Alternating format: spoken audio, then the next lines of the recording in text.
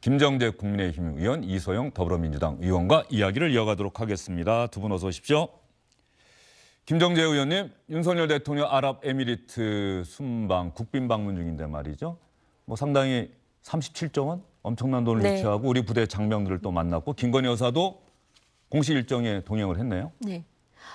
저는 이번 국빈 방문이 아마 지난 5월에 무함마드 대통령 취임 후 첫 국빈 방문인 것 같습니다. 그리고 또 특히 중동이라는 저희가 지금 제2의 중동 붐을 좀 꿈꾸고 있는 입장에서 굉장히 의미 있었던 방문이라고 생각하는데요. 여러 가지 지금 그 장병들 방문하고 여러 가지 활동들을 하고 있지만 가장 지금 좀 성과를 거뒀다 그러면은 방금 말씀하신 그 40조 원에 해당되는 어떤 유치 결정이 된 건데요. 저는 그 결정하는 그 과정에 무함마드 대통령이 한 말이 굉장히 저는 인상적이었습니다. 그러니까 어떤 상황에서도 약속을 지키는 대한민국에게 신뢰를 갖다.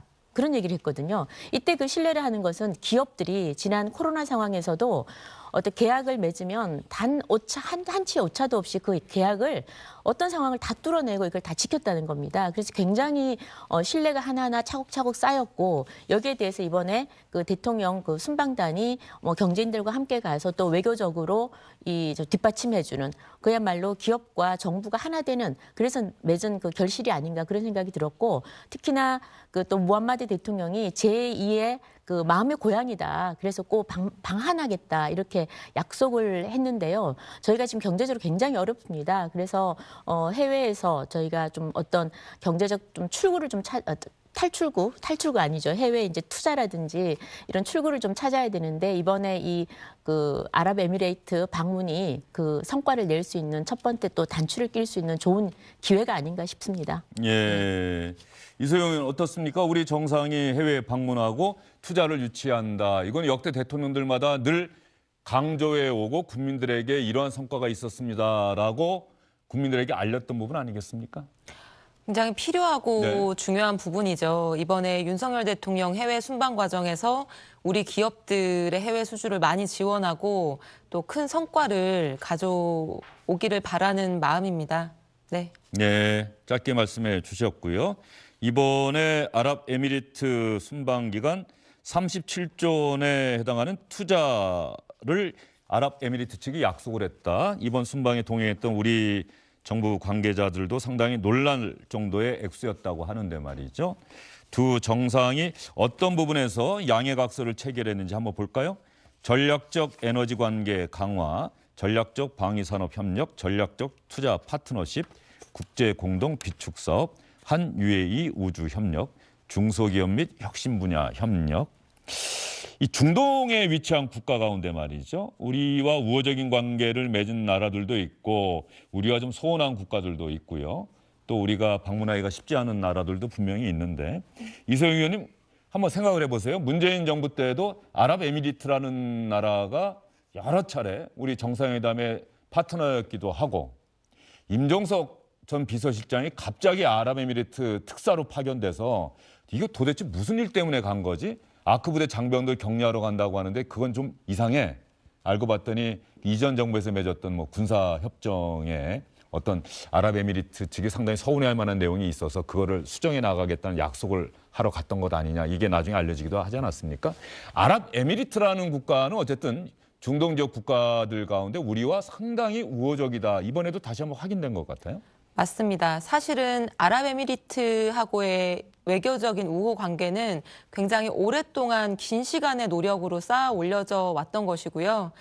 그런 관계들이 쭉 이어져 나갈 수 있게 노력하는 것은 굉장히 중요하다고 생각을 합니다. 근데 중동이 전체적으로 우리한테는 굉장히 중요한 이제 외교적인 무대, 통상과 경제의 무대인데 사실 저는 이번에 아크 부대 방문했을 때 윤석열 대통령께서 하신 말씀의 한 부분을 보고 굉장히 좀 놀랐습니다. 아까 화면에 나갔던 말이요? 네. 예, 어떤 부분입니까? 우리 민주당의 외교부 대사 출신, 그러니까 외교 전문가 홍기원 의원이 사실은 굉장히 좀 큰 문제가 생길 수 있는 발언이다라고 지적을 해서 저도 자세히 보게 됐는데 혹시 이란 언급한 맞습니다. 말씀입니까? 아랍에미리에이트의 적은 가장 위협적인 국가는 이란이다. 그리고 우리의 적은 북한이다. 이런 발언을 사실은 반드시 필요하지 않은 맥락에서 이제 굳이 했는데요.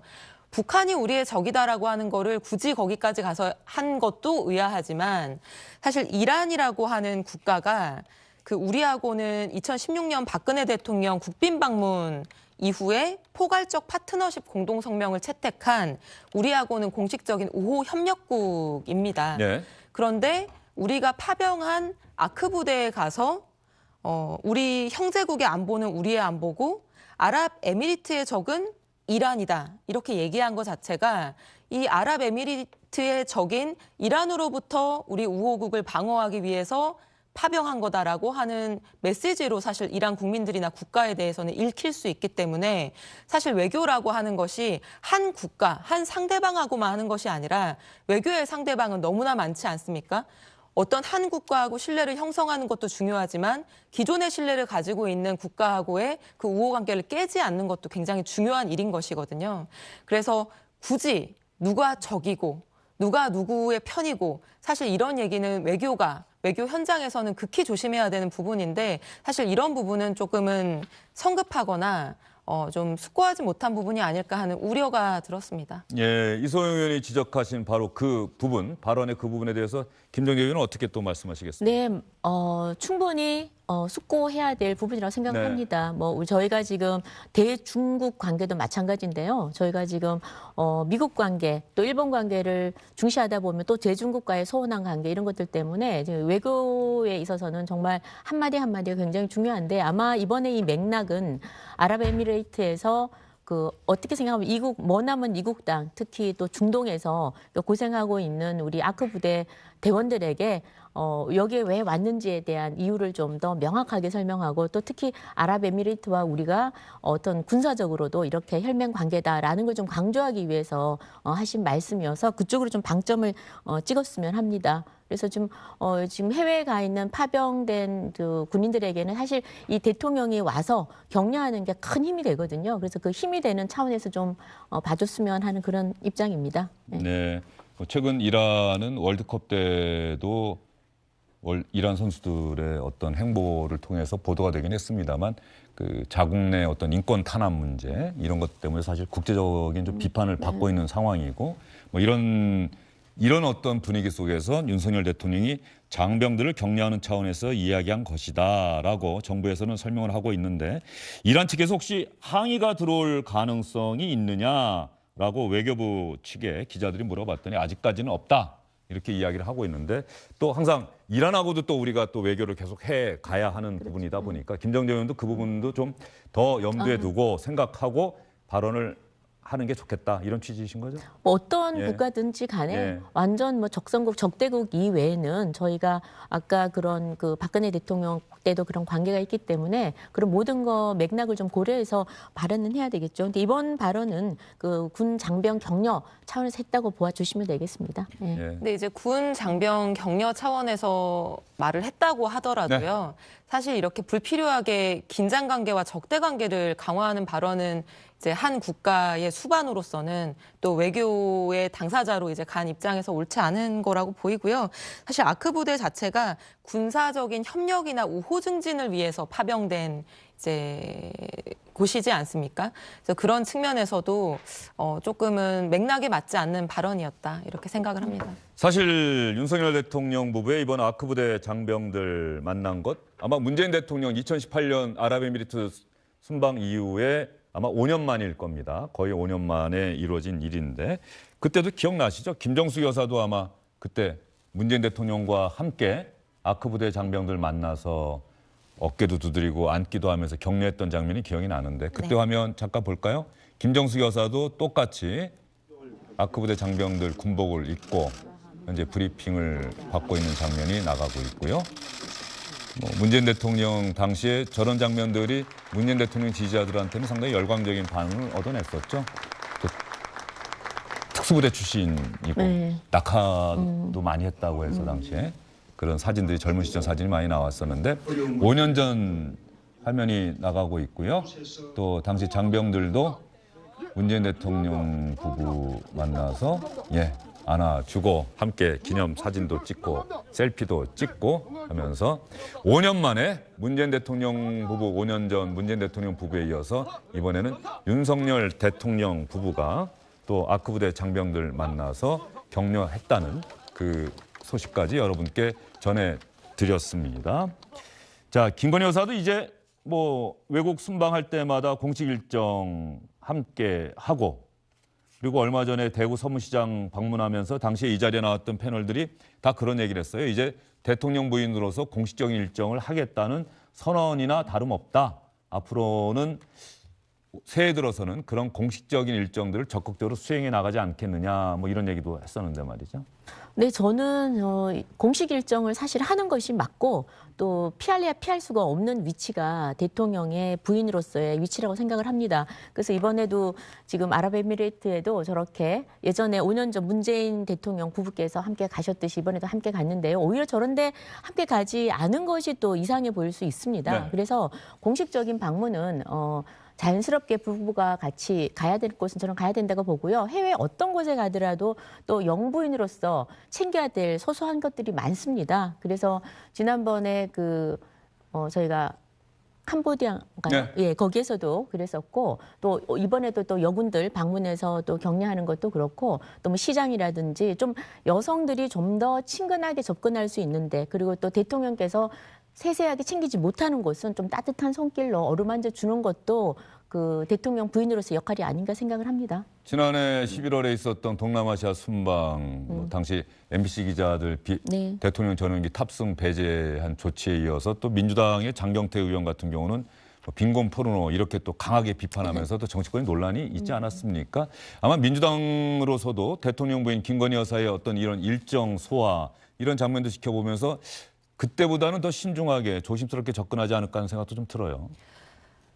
그렇기도 하고요. 사실 영부인의 공식 일정이나 외교 일정 필요합니다. 영부인이라고 하는 존재 자체가 가지고 있는 역할과 뭐 기능이 있는 거니까요. 그렇죠. 그래서 처음에 윤석열 대통령 취임하면서 영부인의 어떤 일정이나 이런 것들을 같이 준비하는 제2부속실 폐지한다고 했을 때도 많은 사람들이 우려하지 않았습니까? 그래서 저는 공식 일정 수행하시는 거는 좋다, 옳다고 보고요. 근데 다만 지금까지 이제 논란들이 있었던, 예를 들어서 개인 지인, 친한 사람, 뭐 이런 사람들 비공식적으로 데리고 다니면서 뭐 논란이 생긴다거나, 또는 기자들에게 뭐 동행을 할 수 없게끔 만들고 일방적으로 이제 홍보성 자료만 배포한다거나, 이제 이런 부분들을 좀 보완해 나간다고 한다면은 저는 영부인으로서의 역할은 적극적으로 하는 게 바람직하다고 생각합니다. 네, 철저하게 공적인 영역에서 이루어져야 한다는 뭐 그런 말씀이시겠죠? 네, 그렇죠? 네, 네. 그래서 그런 맥락에서 보면 뭐 저는 처음부터 일관되게 주장을 해왔지만,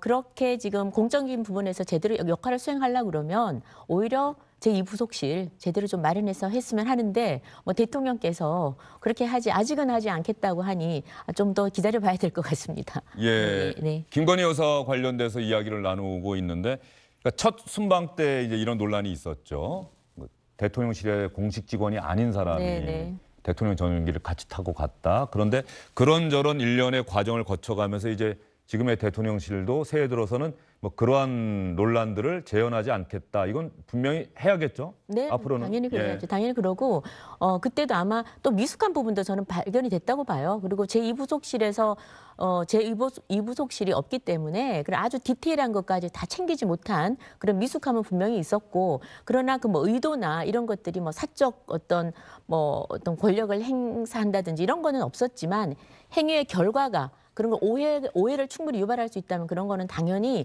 이제는 좀 정리가 돼 있어야 되고, 지금 최근에 모든 행보를 보면은 잘 하고 있고 제2부속실이 없음에도 불구하고 순조롭게 진행되고 있는 것 같습니다.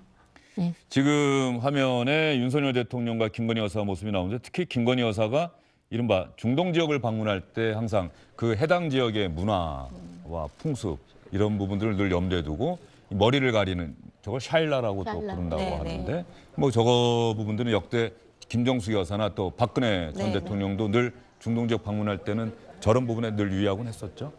네, 어떻게 보면 예의에 해당하는 부분이니까요.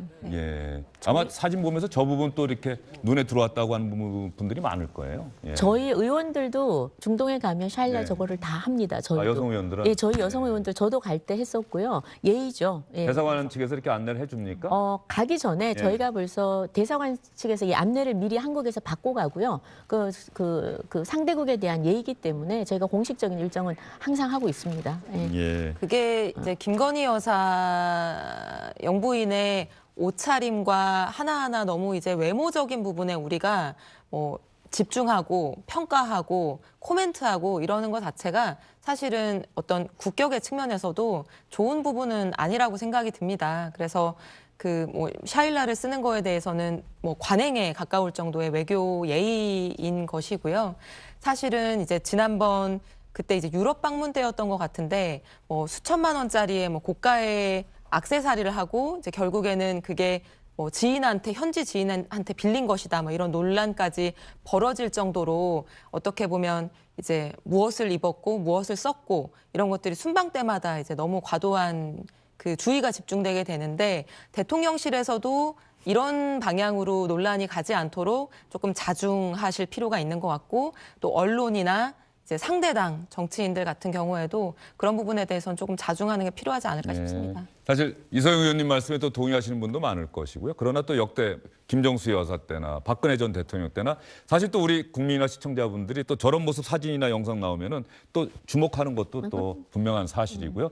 그다음에 말씀하신 고가의 장신구나 이런 부분들은 우리 국민들의 감정을 늘 염두에 두고 대통령 부인이나 또 고위 공직에 계신 분들은 좀 생각을 해야 될 것 같다는 생각이 들어요. 뭐 이번에는 뭐 언론 보도 보니까 뭐 17만 원짜리 재활용한 미니백을 뭐 들었다라고 하는 기사가 나오는데 그러한 기사가 나올 때와 고가의 장신구라는 기사가 나올 때 국민들이 어떻게 느낄지 이 부분은 당연히 여권 뭐 대통령실 다 생각을 해야 되지 않을까 싶어요. 네, 그럼요. 그러니까 공무를 수행하시는 분들은 그런 국민들의 기본적인 어떤 편견적인 감정에 충분히 좀 충실해야 된다고 저는 생각을 하고요. 특히나 이제 여성분들은 남성분들은 장신구가 없는데 이 장신구가 있다 보니까 저는 어디 건가 이렇게 항상 주목을 하시는 국민들이 많으신데 그 박근혜 대통령 때도 그 다 중소기업 제품으로 해서 중소기업들이 상당히 또 붐도 일어났었는데 이번 같은 경우에도 좀 저런 식으로 해주시면 중소기업들에게도 좀 도움이 될 것 같습니다. 자, 아랍에미리트라는 나라, 뭐 두바이 이렇게 상징이 돼서 아마 두바이를 염두에 두시고 연상하시는 분들이 많을 텐데 조금 전에 두 분과 함께 이야기 나눈 것처럼 아랍에미리트는 중동 지역 국가들 가운데 대한민국과 정말로 우호적인 관계를 맺고 있는 나라고요. 우리나라에 새로운 정부가 들어설 때마다 우리나라 대통령과 정상회담 하면은 아주 거액의 투자 유치가 늘 이루어지곤 했습니다. 또 원전도 우리가 수출을 했고요. 왜 한국과 아랍에미리트는 특히 한국에 대해서 이렇게 우호적일까?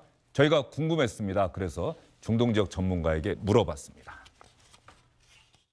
아랍에미리트가 산유국으로서 더 이상 살아갈 수 없다는 세상이 온다는 것을 알고 있거든요. 그렇기 때문에 이제 새로운 세계를 준비를 해야 되는데 새로운 세계를 준비를 하는 게 가장 중요한 게 산업 다각화입니다.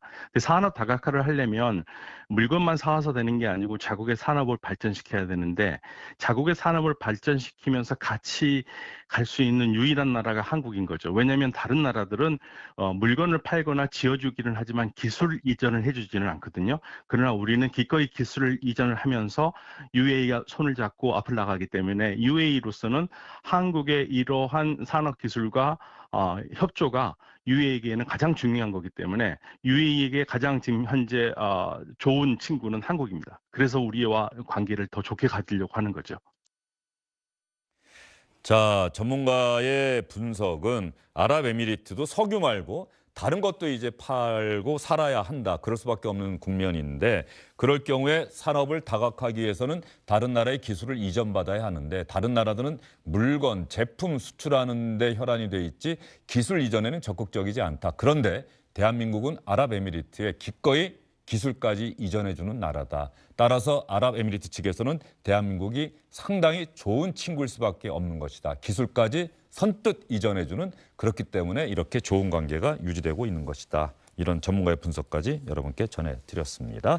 아랍에미리트 순방 그리고 이어지는 스위스 순방 다보스 포럼에서 또 윤석열 대통령이 어떠한 이야기를 할지 그때그때 여러분께 자세히 전해드리도록 하겠습니다. 조금 전에 들어온 뉴스가 하나 있는데요. 이소영 의원에게 질문을 안 드릴 수가 없어요. 검찰이 서울중앙지검 반부패 수사 일부가 이재명 대표 측에 설 연휴 이후에 출석을 해달라고 통보를 했다는 겁니다. 대장동 의혹과 위례 신도시 의혹과 관련해서. 그러면 수원지검 성남지청 성남FC 후원금 의혹으로 출석 통보해서 출석해서 실제로 조사를 받았는데 이제 건별로 검찰이 소환하겠다라고 하는 게 이제 현실로 나타나는 것 같습니다. 그런 의도가 명백했죠. 사실은 지금 수원지검 그리고 서울중앙지검의 여러 부에서 이재명 대표와 관련된 여러 개의 건을 각자 수사를 하고 있는데요. 사실 이게 뭐 피의자나 이렇게 동의가 다 될 수 있는 사안이기 때문에 모아서 수사하고 또는 모아서 조사하고 이게 충분히 가능하거든요. 네. 근데 그럼에도 불구하고 이제 첫 소환 대상을 성남FC로 잡아서 1차 소환을 했고 이번엔 또 다른 건으로 해서 이제 하는 것이 계속해서 여러 건으로 소환되는 모습을 보여주겠다. 그리고 이거를 장기화시켜서 가져가겠다라고 하는 검찰의 의도가 좀 명확해졌다라고 보이고요. 저도 이제 막 오면서 그 속보를 봤기 네. 때문에 뭐 구체적인 내용은 모릅니다만 사실은 너무나 이 소환도 늦었습니다. 대장동이라고 하는 논란, 의혹이 처음 나온 게 재작년 여름입니다. 작년이 아니라 재작년 8월, 9월에 8월인가 9월에 해당 지역 언론에 먼저 보도가 처음 됐었죠. 제기되기 예. 시작해서 온 대한민국을 흔들었던 일이고요. 지금 1년 반이 훨씬 훌쩍 넘었고 소위 말해서 뭐 이재명 대표의 뭐 측근이다라고 하는 김용, 정진상 이 두 사람이 기소되고 구속되고 한 지도 지금 한참 지나지 않았습니까? 근데 지금까지 이재명 대표와의 어떤 링크, 연관관계를 제대로 하나도 꺼내놓지 못하고 있는 상태에서 1년 반 이상이 넘어가다가 이제서야 소환 통보를 한 것입니다. 저는 오히려 이렇게 국민적 의혹과 뭐 대선을 뒤흔들 정도의 문제였다라고 한다면은 검찰이 빨리 속도 내서 확인할 거 확인하고 혐의가 없다라고 하면 빨리 그걸 방면시켜주고 혐의가 있으면 그에 따른 절차를 진솔하게 꺼내놓고 진행하는 것이 옳을 텐데 이렇게 분산시켜서 수사를 하고 뭐 한 건 한 건 야당 대표를 초유의 소환 사태를 벌이고 그 반발을 지켜보면서 이렇게 질질 시간을 끄는 것 자체가 검찰에게 정치적 의도가 있는 것이다. 이렇게 의심하기에 충분하다고 생각합니다. 네, 이소영 의원과 지금 이야기 나누고 있는 대목은 서울중앙지검 반부패 수사 일부에서 대장동과 위례동 의혹과 관련해 이재명 대표 측에 설 연휴 이후에 검찰에 출석해 달라고 통보했다. 현재 이재명 대표 측과 구체적인 소환 조사 일정을 협의 중에 있다. 다만 조금 전에 들어온 소식에 의하면 민주당 측에서는 아직까지 통보받은 게 없다. 이런 반응이 나오고 있는데요. 자, 김정재 의원님, 이소영 의원이 지금 하신 말씀에 대해서는 또 뭐라고 반박을 하시겠습니까?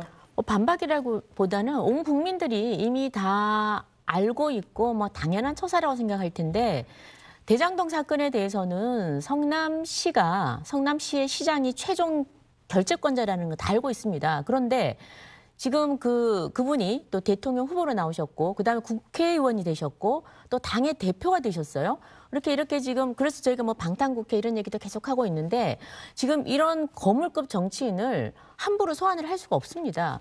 그 이전에 모든 조사가 끝나고 다들 철저하게 준비가 됐을 때야 비로소 소환을 할 수 있는 겁니다. 그래서 지금 관련된 인물들 뭐 유동규라든지 정진상, 김만배 등등을 지금까지 확실한 증거를 가지고 계속해서 소환해서 이제 진술도 받아내고 어느 정도 준비가 다 완료된 다음에 이제서야 소환을 하는 것 같습니다. 다만 이번 이제 성남FC 사건과 사건과 또 지금 변호사 대납 사건 또 뭐 대장동 사건 수없는 그 사건들이 있는데요. 이걸 다 모두 다 조사한 다음에 다 모아서 한꺼번에 이제 소환을 할 거냐, 한꺼번에 모두 모아서 한 번에 소환을 할 거냐, 아니면 건 바이 건으로 소환을 할 거냐, 굉장히 검찰의 고민이 깊다고 얘기를 들었습니다. 그런데 오늘 그 속보를 보면 이제 건 바이 건으로 그때 그 피의자로 소환을 해서 조사를 하겠다라는 걸로 보여집니다. 제가 딱 한 말씀만 더 드리자면요.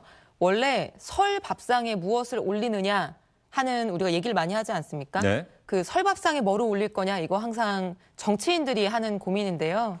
지금 상황을 보면 그 고민을 지금은 대한민국 검찰이 하고 있는 것으로 보이고요. 그렇기 때문에 지금 검찰이 정치 검찰이라고 하는 비판을 받는 거라고 생각합니다. 예. 설 이후에 뭐 소환한다고 그러지 않았나요? 설 이후에? 예, 설 연휴 예. 이후에. 예, 설 연휴 이후니까 설 밥상 저는 아닌 것 같고. 다만 이 사실- 사실이 알려졌으니까. 그러니까 근데 사실 예. 설 밥상 전에 지금 너무 많습니다. 밥상이 지금 소환할 수 있는 양당에 기회는 여러 너무나 가지 문제들이 많았고요. 많아서 예. 야당 대표를 그렇게 소환하기가 어렵다라고 한다면 이렇게 건별로 하는 것 자체가 모순적인 행태인 것이죠. 저는 이번 설 명절에서 어떤 대통령 지지율과 정당 지지율과 뭐 이런 것들을 반전시키고자 격차를 벌리고자 하는 여러 가지 고려하에 소환 통보의 시점, 소환 시점을 그렇게 정했다라고 누가 보지 않겠습니까? 그렇게 보이는 것이죠. 저는 바라건대 이걸 뭐 한꺼번에 하든 나눠서 하든 전 빨리 좀 했으면 좋겠습니다. 왜냐하면 이재명 이 사법 리스크가 해결이 안 되면 우리가 국회의원 입장에서는 국회가 365일 계속 열려 있습니다. 그래서 저희도 어느 정도 회기가 마무리가 되면 한 1, 2주가 또 준비하고 또 회기가 열려야 되는데 지금 계속해서 365일 여는 거는 국민들한테 이렇게 좋은 그림은 아닌 것 같고요. 그리고 또 검찰도 마찬가지입니다. 지금 이소영 의원님 말씀대로 어떤 정치적인 의도를 가지고 그런 수사를 해서도 안 되고 또 소환 날짜 이런 것도 해서는 정하는 것도 저는 바람직하지 않다고 봅니다. 그래서 물론 소환 날짜도 서로 이제 사전 조율을 하겠죠. 하는데 저는 검찰이 검찰답게 제대로 본연의 임무에 충실하면서 정치적 중립을 유지하면서 철저하게 좀 수사를 좀 했으면 합니다. 예, 국회가 1년 365일 열려 있다. 어떤 면에서는 국민들이 원하는 걸 수도 있는데 네. 일하는 국회라고 한다면 아마 김정재 의원님 말씀하신 것은 1년 365일 열려 있을 수밖에 없는 것은 민주당 측에서 이재명 대표 방탄 국회를 열어서 그렇죠. 그런 것이다. 이런 취지로 이야기를 하신 것 같고 아까 하신 말씀 이미 저희가 몇 차례 이야기를 했습니다만 제가 이렇게 한번 질문을 드려볼게요. 대장동 의혹은 재작년 8월, 9월에 처음으로 제기가 됐죠. 대선 전에 문재인 정부 시절에 수사를 했죠. 그 당시에는 이른바 유동규 전 본부장, 김만배, 이른바 대장동 일당들만 사법 처리하고 기소하는 선에서 수사가 마무리가 됐어요. 이재명 대표 측근은 나오지도 않았어요. 조사도 이루어지지 않았어요. 유동규 전 본부장 빼고. 그런데 대선이 끝나고 정권이 바뀌고 검찰이 새로운 수사팀 구성해서 수사를 했더니 이재명 대표 측근들이 소환이 되고 혐의가 드러나고 구속영장이 청구되고 영장이 발부가 됐어요. 국면이 달라진 거죠. 이전의 수사팀은 이걸 왜 몰랐을까? 지금 수사팀은 어떻게 또 여기까지 왔을까? 자, 이제 중요한 거는 이재명 대표가 지난번에 조사받고 나서 스스로 이야기를 했잖아요. 검찰은 결론을 이미 정해놓은 것 같다. 나를 재판에 넘길 거다. 그러면 재판정에서 진실을 가릴 수밖에 없다.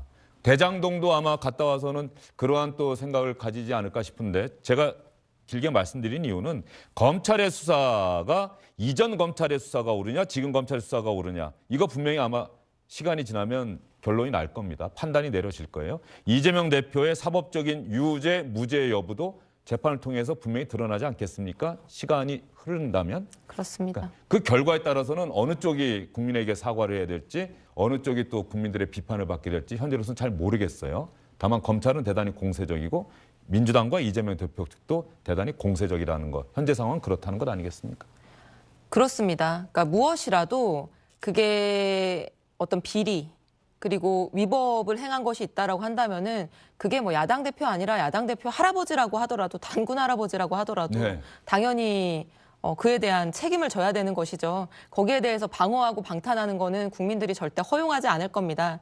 근데 다만 지금 저를 포함해서 민주당에서 검찰의 수사에 대해서 비판하고 있는 부분들은 그 지금 이루어지고 있는 모든 전방위적인 수사가 이 이재명이라고 하는 야당 정치인에 대한 표적 수사로 오해할 법한 그리고 이 균형이 맞지 않는 굉장히 편파적인 수사라고 하는 의구심들이 이제 생길 수밖에 없기 때문이고요. 왜냐하면 지금 대통령 측근과 관련된 수많은 혐의와 뭐 진술 이런 거에도 불구하고 압수수색 단 한 차례도 이루어지지 않은 반면에 이재명 대표 지금 거의 뭐 200회 가까이 압수수색 받았다는 거 아니겠습니까?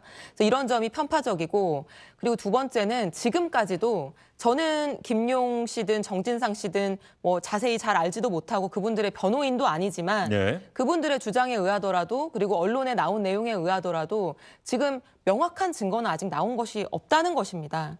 몇몇 사람들 그리고 그 몇몇 사람들은 검찰에 의해서 회유당했다라고 하는 의혹도 제기되고 있는 몇몇 분들의 진술에 기반한 지금 구속과 기소가 이루어져 있는 상태이기 때문에 우리는 아직 아무것도 알지 못합니다. 그렇기 때문에 야당 대표에게 향해지는 이 편파적이고 가혹하리만치 공세적인 이 수사에 대해서 우리는 조금은 냉정하게 바라보고 견제할 필요가 있다. 이런 말씀을 드리고 싶습니다. 네. 제가 질문 드릴 때 말씀드린 것처럼 시간이 모든 걸 말해 줄 겁니다. 시간이 지나면 우리 국민들, 시청자분들께서도 분명한 판단이 내려질 거라고 보고요. 지금 연합뉴스는 조금 전에 이재명 대표 소환 통보와 관련해서 27일이다, 다음 주 금요일이다 이렇게 썼습니다. 그런데 이게 정말로 이렇게 통보가 된 것인지는 현재 SBS 법조 기자들도 또 정치부 기자들도 확인 중에 있다는 점까지 여러분께 말씀을 드리도록 하겠습니다. 민주당은 참 고민이 되긴 하겠어요. 사법 리스크라고 하는 부분은 지난해 8월 전당대회 때도 이미 다 예견됐던 부분이고 이재명 대표도 스스로 감수하고 각오했던 일이긴 한데 이게 현실화되면서 상당히 당이 이걸 전면에 나서서 이재명 대표를 옹호하는 게 옳으냐 그르냐라고 하는 또 내부 논란도 있고 이걸 도대체 어떻게 해야 하는 건지 이게 이재명 근데 현재는 야당 탄압, 야당 파괴라고 하는 부분에서 접근하고 있기 때문에 이재명 대표 혼자서 대응하는 건 아니다. 당 차원에서 대응해야 된다라고 하는 게 전체적인 기조인 건 분명한 거죠. 왜냐하면 지금 이게 이재명 대표의 사법 리스크만으로 우리가 설명할 수 있는 상황이라고 한다면 또 다를 텐데요.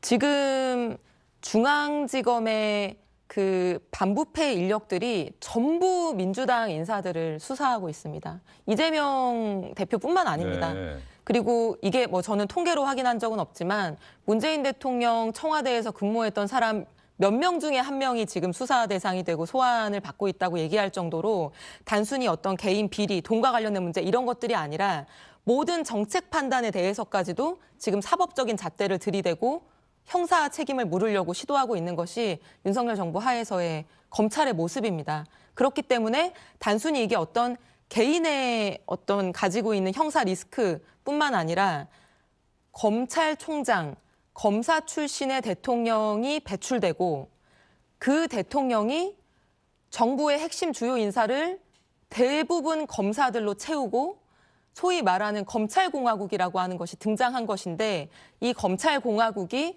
수사권과 기소권이라고 하는 정말 엄청나게 막강한 그 권한과 힘을 가지고 이 정치적인 경쟁 상대나 그 상대 당을 하나하나 무너뜨려가는 모습. 사실 이렇게 보고 있는 국민들이 굉장히 많은 것이거든요. 그것이 아니라 이게 정당한 수사라고 하는 거는 정말 검찰에서 앞으로의 공정한 수사의 모습, 투명한 수사의 모습을 통해서 증명해야 된다고 생각합니다. 공정한 정말. 수사 그리고 결국 수사의 내용, 수사의 결과 그리고 재판에 넘겨질 경우 재판에서의 유무죄 여부 이 사법적인 판단이 나온다고 한다면 그때는 분명히 또 거기에 합당한 그 행동을 검찰이든 민주당이든 이재명 대표는 해야 된다는 생각이 드는데. 지금 그 말씀이 다 참이고 옳다면 지난 대선에서 지지 말았어야죠. 지난 대선의 키 이슈는 문재인 정부의 부동산 실패 그리고 그 당시에 후보로 나왔던 이재명 후보의 그런 그 대장동 사건이 제일 큰 이슈였습니다. 그때 그 당시에 대장동 이슈를 국민의힘에서 먼저 제기한 게 아닙니다. 그 후보들끼리 자기들 후보들끼리 문제 제기를 이낙연 후보 쪽에서 했다는 이야기도 있고 여러 가지 이야기가 있지만 아무튼 민주당 내 경선 과정에서 나오는 이야기였습니다. 그리고 그때 모든 권력은 문재인 대통령이 갖고 있었고 추미애 법무부 장관이 검찰에 대해서 영향력을 행사하려다가 얼마나 많은 부닥침과 마찰이 있었습니까? 그 결과로 결국 윤석열이라는 사람을 탄생시켰고 결국은 지금의 대통령까지 만들지 않았습니까? 그러니까 그때 이재명 그 당시 후보죠. 아무 문제가 없었고 지금 이재명 대표가 정말 대장동으로부터 완전히 자유롭고 기소되어야 할 하등의 이유가 없다 그러면 저는 절대로 대선에서 지지 않았을 거라고 생각을 합니다. 합리적으로 판단할 수 있는 국민들이 그때 전후 사정을 보고 충분히 이 대장동 사건이 있을 수도 없는 사건이다. 그리고 이건 제발 어떤 정권이 들어서든지 제대로 좀 수사를 해달라라는 국민적인 요청이 있었던 겁니다. 그리고 문재인 정부 하에 검찰이든 또 윤석열 정부 하에 검찰이든 검찰이나 법원에서는 모든 법에서는 다른 건 모르겠지만 이 검찰 영역에서는 증거가 없이는 함부로 유죄 무죄를 판단할 수가 없습니다. 그래서 저는 왜 저희가 정치적 중립성이나 법 앞에 평등, 정의 이런 얘기를 하냐면 결국은 마지막에는 어떤 정치적 외압이나 무슨 압력이나 다른 그런 어떤 관계들이 있음에도 불구하고 결국은 증거 앞에는 다 무릎을 꿇을 수밖에 없다는 생각을 합니다. 그래서 지금까지 조사된 것들을 중심으로 해서 이번에 저는 이재명 그 대표를 마지막으로 소환하지 않을까 싶고요. 그는 법정에서 본인이 그랬지 않습니까? 이제 나는 법정에서 다투어야 된다. 이 말은 나는 기소된다는 거예요. 들어가서 본인이 거기서 검찰하고 어떤 일이 있었는지 저희는 구체적으로 모르겠지만 그 안에서 조사를 받으면서 이건 명확한 본인이 빼도 박도 못하는 많은 증거를 갖고 있다는 걸 확인을 했을 겁니다. 그래서 나는 기소될 수밖에 없고 결국은 나는 법리 투쟁을 법정에서 해야 되겠다. 그런 얘기를 한 것으로 저는 판단하고 있습니다. 알겠습니다. 임종재 보태실 말씀 의원님, 있으면 짧게 하시죠. 네, 방금 말씀 주신 거 논리 비약이라고 저는 생각합니다. 대선에서 졌기 때문에 대장동 사건이 의혹이 사실이다? 뭐 이렇게 당연히 얘기할 수 없는 거고 지금 이 순간에도 김정재 의원님도 그 사건의 진실을 모르시고요. 저도 모릅니다. 왜냐하면 아직 기소도 되지 않았고 뭐 판결도 나지 않았기 때문이에요. 증거가 어디 있습니까? 김정재 의원님 증거 보신 적 있어요? 그러니까 아무도 아직 모르는 거고요. 이런 검찰공화국 하에서 당하기 싫었으면 수사당하기 싫었으면 대선에서 지지 말았어야 된다라는 말씀도요. 옳지 않죠. 대선에서 지면 수사받고 이렇게 전방위적인 형사적 절차에 임해야 되는 것입니까? 정상적인 국가가 아니지 않습니까? 그래서 거기에 대해서는 저는 좀 맞지 않는 말씀이라고 생각합니다. 예. 한마디만 드릴게요. 그러니까 야당 탄압이라기보다는 범죄 수사라고 저는 보고 싶습니다. 예, 예. 알겠습니다. 뭐 이재명 대표 검찰 소환 통보 나오면 매번 비슷한 이야기가 이렇게 나오는 것 같은데 오늘도 두 분의 말씀 들으면서 또 우리 시청자분들께서 생각을 하셨으리라 이런 생각도 드네요. 이번에는 진중권 교수와 유승민 전 의원의 SNS 글을 먼저 여러분께 좀 보여드리도록 하겠습니다.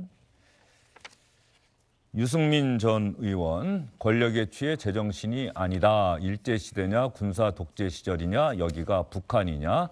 국민의 힘에는 양심 표현, 언론의 자유가 없느냐. 권력의 아부에 임명된 자들이 대통령에 대한 공격인지 비판인지를 재판하느냐. 상당히 강하게 누군가를 비판했고요. 남조선 최고전엄, 이참에 인민의 힘으로 바꾸지. 비속어를 썼었네요. 수준이 너무 낮아서 못 봐주겠다. 왜 진중권 교수와 유승민 전 의원이 이런 얘기를 했을까? 이 비판의 대상은 바로 정진석 국민의힘 비상대책위원장이 최근에 SNS에 올리고 기자들에게 했던 이야기인데요. SNS에 올린 글부터 여러분께 전해드리도록 하겠습니다. 윤석열 대통령을 공격하고 우리 당 흠집내는 기회로 이번 전당대회를 사용하지 마시라. 윤석열 대통령을 공격할 시 당과 선관위원회가 즉각 제재에 나설 것이다. 이렇게 이야기를 했더니 조금 전에 유승민 전 의원, 진중권 교수의 반응이 나온 겁니다. 자, 진중권 교수와 유승민 전 의원의 비판적인 대응이 나오니까 오늘 기자들이 정진석 위원장에게 질문을 했고요. 또 정진석 위원장이 아침 회의 때도 자신의 생각을 밝혔는데 오늘 정진석 위원장이 한 이야기도 들어보도록 하겠습니다. 당대표 얼굴로 치르는 선거가 아니고 윤석열 대통령의 얼굴과 성과로 치러질 선거인 것입니다. 후보들 사이의 과열 경쟁이 그래서 더 염려가 됩니다. 전당대회가 시작도 하기 전에 상대방을 향한 말이 같은 당 동지라고 하기에는 너무 날이 서 있는 느낌입니다. 좀 더 차분하게 갔으면 좋겠습니다. 대통령과 집권 여당은 샴쌍둥이 같은 한 몸이 되어야 합니다. 혼연일체로 움직여야 합니다. 모두가 자중자애하면서 방목과 갈등이 아닌 단결과 화합의 국민의 힘 보여주시기를 부탁드리겠습니다. 어제 윤 대통령 공격하면 당과 특검 차원에서 제재할 수 있다 이렇게 말씀하셨는데 뭐 이제 그런 일은 없겠죠. 그런 일은 없겠지만 어쨌든 이런 계제에 어떤 당의 어떤 갈등과 반목, 그 분란을 조장하는 그런 행위에 대해서는 제재를 가할 수밖에 없다는 그런 원론적인 이야기입니다. 그 발언에 대해서 부적절하다는 지적도 나왔잖아요. 그거에 대해서 어떻게 뭐 부적절하다고 생각하지 않습니다. 지금 우리 100% 책임당원들의 그야말로 단결과 화합의 축제의 장으로 만드는 것이 저희들의 지향점입니다. 그런데 부합하기 위해서 우리가 서로 자중자애하면서 그야말로 첫째도 둘째도 우리 혼연일체의 집권여당의 모습을 국민들에게 보여주는 그런 노력들을 다 기울여야 되겠다라는 그런 취지로 이해해 주시면 되겠습니다. 대통령에 대한 그 공격과 그 건강한 비판을 네. 어떻게 구분하는지에 분명히 대한 기준이 있겠습니까? 내가 대답을 했고 이미. 자, SNS에 글을 올릴 때 오늘 기자들의 질문을 받고 답변할 때 약간 그 강도의 차이는 느껴져요. 정진석 비대위원장. 네. 그러나 분명히 진중권 교수나 유승민 전 의원이 비판하게 된 어떤 계기가 됐던 발언은 대통령을 공격할 경우, 헐뜯고 우리 당을 비하할 경우 이럴 경우에는 반드시 제재하겠다는 얘기를 분명히 했었는데 네. 오늘은 뭐 그런 일은 없겠지라고 하면서도 다시 한번 그런 취지를 반복했다.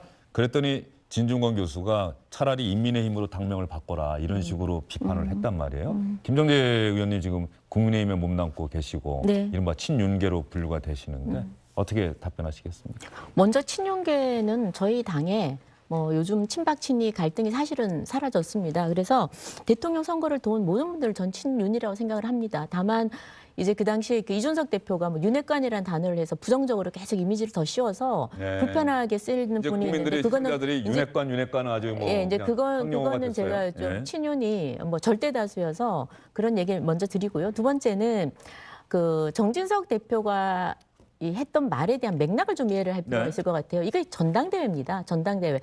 평상시에 어떤 국회의원이 당내 우리 자당이기는 하지만 대통령이 만약에 정말 좀 뭔가 잘못했다 그러면은 건강한 비판을 할 수가 있느냐 없느냐 저는 할 수 있다고 봅니다. 그런데 이번 지금 말씀은 정진석 대표의 그 내용을 보면 이번 전당대회에서 대통령을 헐뜯고 이렇게 되는 것은 좀 하지 말아달라. 왜냐하면 이번에 전당대회 전체를 관리 책임자입니다. 그런데 전당대회라는 거는 우리 당을 통솔해가는 우리 당의 대표입니다. 그리고 앞으로 닥칠 그 총선에서 총선을 전체에 기획하고 어떻게 총선을 치를지 소위 전체를 이끄는 기획하고 총선을 치러야 될 대장 역할을 해야 되는 사람입니다. 그래서 이런 그 당대표를 뽑는 데 있어서 대통령을 헐뜯고 이러면 당연히 저는 그거는 제재를 가할 수 있다고 봅니다. 비판하지 말라는 게 아니라 전당대회에서 굳이 대통령을 헐뜯고 하는 자리가 아니지 않습니까? 그러니까 비전을 바로 제시하고. 그 부분이죠. 네. 대통령 헐뜯는다는 건 대단히 부정적이고 비판은 대단히 건강한 의미에서 비판한다는 건데 그러니까 지금 이제 어디가 기준이냐는 거죠. 어느 거는 헐뜯는 거고 어느 건 비판이고. 그런 게 이제 애매해가지고 네. 아마 오늘도 다시 네. 얘기를 내서 오늘 얘기를 정리를 해보면 내가 한 말은 당과 대통령이 함께 가야 되기 때문에 좀 혼연일치가 되는 그런 차원이다. 이제 이런 걸로 오늘 말을 좀 순화를 시켜서 하셨는데요. 아마 그런 맥락인데 그렇게 표현을 좀 하셔가지고 꼭 뭐 비판하면 안 된다. 비판할 수 있죠. 왜 못하겠습니까? 그래서 그런 부분은 좀 해석을 좀 그렇게 해주셨으면 하고요. 중요한 것은 지금 이 다음 총선은 저희가 지금 대통령이 됐지 않습니까? 0.73%로 됐어요. 그러니까 제대로 일을 하려고 그러면 사실은 국회 협조 없이는 안 됩니다. 굉장히 어렵죠. 근데 네. 국회는 지금 절대 다수가 지금 민주당입니다. 일을 제대로 할 수가 없는 상황이에요. 그래서 당연히 그럴 때는 일을 좀 하기 위해서 다음 총선에서는 국민의힘 좀 다수당이 돼야 된다라는 절박함을 가지고 있습니다. 또 그럼 다음 총선을 이끌어야 할 당대표를 잘 뽑아야겠다. 그러나 저희에게는 아픔이 있어요. 대통령과 당대표가 이 소위 불협화음을 내고 당내 갈등 때문에 저희 당이 망하기도 했고요. 굉장히 힘든 과정을 많이 겪었습니다. 대표적인 예로 박근혜 대통령과 그 당시에 원내대표였던 유승민 원내대표 사이가 그랬었고요. 또 최근에 윤석열 대통령과 이준석 당대표 사이에서 사실 매끄럽지가 않았습니다. 굉장히 당내에 좀 불편한 점이 많았기 때문에 이번 그 전당대회만큼은 그래도 당대표하고 대통령하고 좀 원활한 소통도 하고 좀 같이 수기도 할 수 있는 그런 관계에 갈등 관계가 아니라 좀 갈등 관계가 없는 서로가 협조하고 현안일치가 되는 관계가 대통령의 성공을 위해서도 또 국민을 위해서 좋지 않을까라는 게 지금 저희 당 내부에 있는 대다수의 의원들의 생각입니다. 예. 아마 그걸 지금 그 정진석 대표께서 좀 표현하지 않았나 그런 생각이 듭니다. 지금 김정재 의원 말씀 들으면서 또 우리 시청자분들이 이제 생각하는 게 이제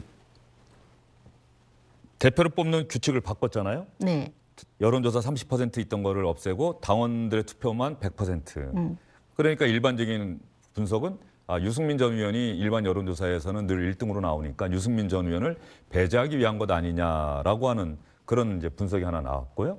그 다음에 국민의힘 지지층으로 이제 여론조사 그 다음부터 많이 바뀌어요. 국민의힘 지지층에서는 또 누가 그랬더니 유승민 전 의원이 1등이 안 나오고 뭐 3등, 4등이 나오고 나경원 전 의원이 국민의힘 지지층에서는 또 1등으로 나온 여론조사가 엄청 많았어요. 그렇죠? 그랬더니 갑자기 또 나경원 전 의원이 출마하느냐 안 하느냐 이런 그 논란이 생기면서 이른바 윤핵관 측에서 나경원 전 의원을 아주 강하게 비판하기 시작을 했죠. 그 자리 달라고 할 때는 언제고 출마하려고 간을 보고 결국 몇 달 만에 그만두느냐 이게 과연 대통령에 대한 예의냐 이러면서 아주 강하게 비판하고 나서면서 나경원 전 의원이 당신들이 대통령을 위한다고 생각하지 않는다라고 맞서면서 지금 파열음이 고조되는 것 아닙니까? 최근에 나경원 전 의원과 다른 의원들 사이에 오고 갔던 이야기 한번 보여드릴게요. 나경원 전 의원, 당신들이 진정으로 윤석열 정부의 성공을 위한다 생각 안 한다 그랬더니 장제원 의원, 탄압받는 나경원, 통속적인 정치 심파극이다. 대통령 기만했는데 당원들이 지지할까? 이게 아마 장제원 전 의원이 먼저 공격을 한 걸 거예요. 그리고 나경원 전 의원이 제2의 진박 간별사, 지난 2016년 총선의 악몽이 떠오른다 이렇게 또 썼더니 나는 진박 간별사 될 생각이 없으니 나경원 전 의원이야말로 제2의 유승민이 되지 말기를 바란다. 그리고 배현진 의원이 또 나경원 의원을 빗대서 이른바 나홀로 집에 매년 크리스마스 때 꼭 나오던 영화 있지 않습니까? 그걸 빗대 갖고 또 저렇게 나경원 전 의원을 조금은 비판하고 냉소하는 듯한 또 저런 글을 사진과 함께 올린 거예요. 나경원 전 의원. 그러니까 지금 이런 거죠. 민심 여론조사에서 민심에서 1등했던 후보를 배제하기 위해서 경선 규칙을 바꾸고 그다음에 당심에서 국민의힘 지지층에서 1등으로 나서는 나경원 전 의원이 대표 경선에 나설 것 같으니까 또 이른바 윤핵관 측에서 강하게 나경원 전 의원을 출마 못하게 하려고 압박한다. 뭐 이런 언론의 분석이 계속 나오고 있는 것 아니겠습니까? 약간 인위적이지 않느냐. 뭐 이런 생각. 이 부분에 대해서는 김정재 의원도 아마 질문 많이 받으시고 얘기를 많이 하실 것 같아서 뭐 제가 거기에 질문 드리는 거예요. 대해서는 거기에 대해서는 뭐 얼마든지 저는 반박할 수가 있습니다. 네. 지금 말씀하시는 거는 지극히 일부 언론에서 또 분석하는 거고요. 저는 먼저 이번 그 분명한 거 하나 밝혀드리자면 일부 언론에서 분석하는 네, 겁니까? 그러니까 그렇지 않은 언론도 많습니다. 예. 그러니까 제가 먼저 말씀을 드리고 싶은 건 첫 번째, 이번에 당의 룰을 당 대표를 뽑는 건 당원이 뽑자라는 건 오래전부터 이야기가 있었습니다. 저도 그런 논의하는데 또 들어가서 저도 그런 주장을 한 적이 있고요. 그런 주장을 했을 때 한 번도 유승민 의원을 염두에 둔 적이 없습니다. 왜냐하면 유승민 대표는 지난 경기도 지사 선거에 5대5로 했을 때 고작 초선 의원한테도 졌습니다. 그런 분이 무슨 내가 여론조사를 많이 하면 내가 이긴다라는 그런 착각을 하는 그건 아니라고 봐요. 그건 얼마든지 반론을 제기할 수 있고요. 유승민 대표를 한 사람을 위해서 룰을 바꾼다? 그럼 공당이 그렇게 뭐 한 사람 유승민 대표가 그렇게 대단한 인물이냐 존재가 아닙니다. 그래서 당 대표는 당원으로 손을 뽑자라는 그런 기준을 세워서 한 것이고요. 일단 두 번째는 그리고 나경원 의원께 뭐 출마하지 못해 그것도 아닙니다. 왜냐하면 저희가 지금 저부터라도 저는 계속 방송에서 똑같이 일관되게 얘기하는 게 출마를 하려면 출마를 하면 됩니다.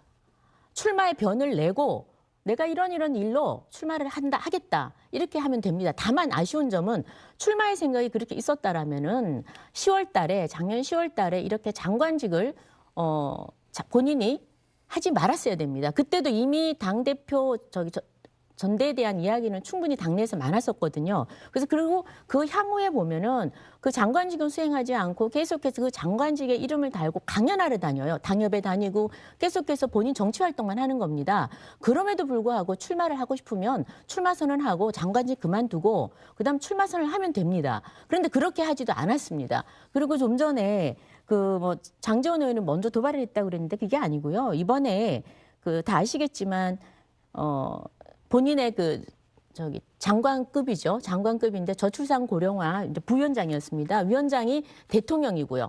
그런데 갈등이 시작된 것은 이 부위원장직을 수행하면서 윤석열 정부에 반하는 정책을, 그것도 분명히 사전에 그런 정책에 나경원 대표가 주장하는 거에 동의를 하지 않는다라는 국무총리의 말, 그리고 기재부의 말 있었음에도 불구하고 대출 탕감한다는 걸 발표했습니다. 그래서 대통령실에서는 그건 사견이다, 우리 뜻이 아니다라고 분명히 선을 그었어요. 그러니까 나경원 대표가 당황을 한 겁니다. 당황을 하고 며칠 좀 잠잠하게 있더니 문자로 또 사의 표명을 했어요. 이건 사실 예가 아니죠. 대통령이 준 장관직을 사의 표명을 문자로 누군가에게 대통령실에 한다. 이것도 적절하지 않은 행위입니다. 그리고 또 며칠을 기다려요. 대통령도 기다렸죠. 그런데 서면으로 사의 표명을 합니다. 사의 표명을 하게 된 게 페이스북 때문에 페이스북에 글을 먼저 올렸어요. 당신들은 진정으로 윤석열 정부를 위한다고 생각하느냐? 아니다. 라는 식으로 먼저 도발을 했기 때문에 됐고. 네네. 그러면 여하튼 해임이 됐습니다. 그래서 저는 해임이 된 건 사실상의 경질이라고 보고요. 그다음부터 여기서부터는 당원들이 판단을 하는 겁니다. 그런데 지금 현재 저희가 당내에서 이렇게 갈등이 좀 날선 말들이 오고 가는 것은 저희들도 불편한 건 사실입니다. 근데 그럼에도 불구하고 나경원 대표께서는 출마할 뜻이 있었으면 그냥 출마하시면 되는 겁니다. 지금 저희가 느껴지는 거는 뭐냐면 진박 간별사안이 이런 등등 우리 당에서 정말 우리 당에 위해되는 말을 하면서 갈등을 조장하고 유발하면서 본인이 출마의 동력으로 삼는 것, 본인이 출마하는 명분으로 삼는 것, 그렇게 보이기 때문에 굉장히 아쉽다는 거죠. 예. 자, 김정재 의원님 말씀 길게 들어봤고요. 또 야당으로서 또 이런 논란 어떻게 지켜보고 계신지? 저는 지금 국민의힘을 작년부터 보면은요. 윤석열 정부 들어오고 나서요. 공포정치라는 단어가 생각이 납니다. 그러니까 대통령의 아끼는 고등학교 후배라고 하는 이상민 장관은 국회에서 해임 건의가 날아오든 국민 대부분이 해임을 지지하든 무슨 상황이 있어도 지키고, 유승민이든 이준석이든 나경원이든 대통령 눈밖에 나거나 그 소위 말하는 친윤계에게 불편한 사람들은 어떻게 해서든 밀어내고 잘라내고 룰을 바꾸든 징계를 하든 어떻게 해서든 그렇게 하고 있는 거잖아요.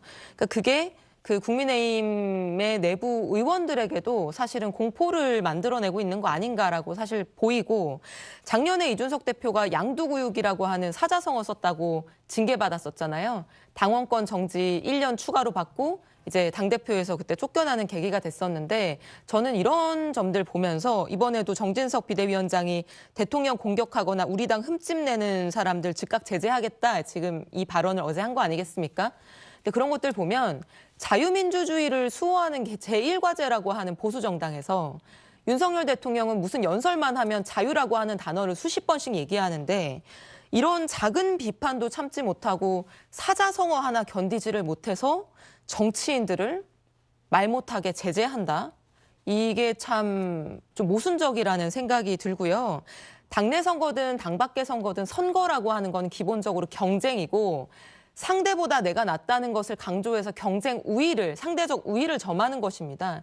근데 거기에 대해서 이것도 비판하지 마라, 뭐도 흠집내지 마라, 이 말하지 마라, 저 말하지 말라, 제갈 물리는 거는 답을 딱 정해놓고 그냥 그 결론으로 가자는 얘기인 거죠. 선거하지 말자는 얘기인 거죠. 그건 민주주의에 대한 박탈이고 무시인 거죠. 자, 뭐 보태실 말씀이 있어요? 네, 이준석 대표가 당에서 그렇게 제재를 받은 거는요, 양두구육 말을 써서 그런 게 아니고 성상납 관련해서 그때 문제가 생겨가지고 그게 그렇게 된 1차 거고요. 징계였고요. 그 윤리위에서 그렇게 생긴 것이고요. 그다음에 지금 저희 오늘 뭐 정진석 대표 말씀을 주로 여쭤보셨는데, 제가 지금 저희 당내 사정을 좀 얘기를 했는데, 저희 당내는 어찌되었든 간에 이번 전당대회만큼은 국민들이, 그래서 여당이 아닙니까? 숫자는 좀 적지만 여당입니다. 그래서 여당이 좀 안정적으로 좀 국정을 좀 뒷받침하고 좀 일사불란하게, 그렇다고 비판을 하지 말자는 뜻은 아닙니다. 그러니까 그 말씀을 들으면 비판 얼마든지 할 수 있는 거죠. 죄송한데요. 그러니까 정진석 위원장이 하는 말이나 대통령을 헐뜯는 사람, 이런 사람이 당대표 돼서는 안 된다는 취지의 발언을 여러 차례 했고요.